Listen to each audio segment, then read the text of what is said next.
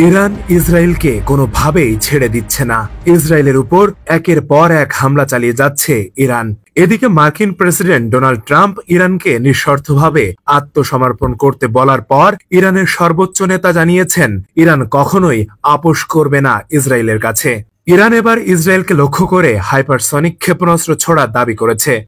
দেশটির IRGC জানিয়েছে গতকাল মঙ্গলবার রাতে ইসরায়েলের দিকে ফাত্তা-1 ছুড়েছে তারা।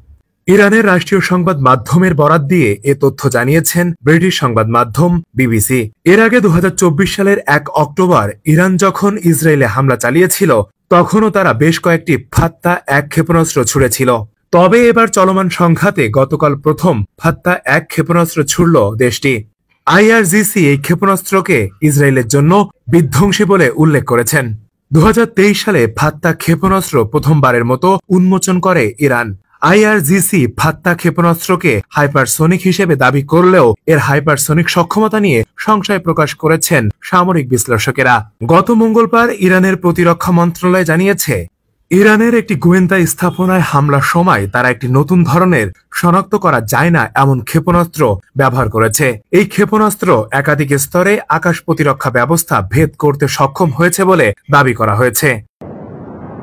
ফেরদৌস সাগর, মানব কণ্ঠ।